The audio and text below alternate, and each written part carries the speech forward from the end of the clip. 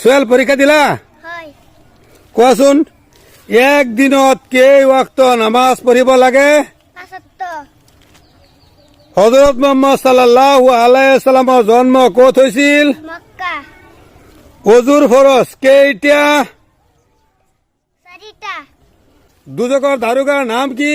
মালিক মুছলমানসকলৰ কাৰণে আটাইতকৈ পবিত্ৰ ঠাই কোনটো? মক্কা গোসলৰ ফৰজ কেইটা?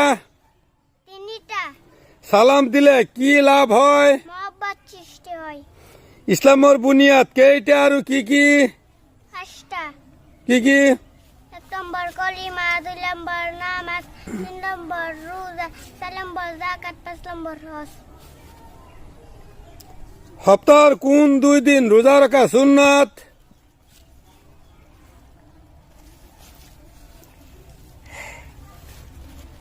বৃহস্পতিবার আর সোমবার বৃহস্পতিবাৰ আৰু সোমবাৰ।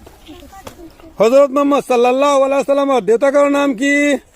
আব্দুল্লাহ গুড।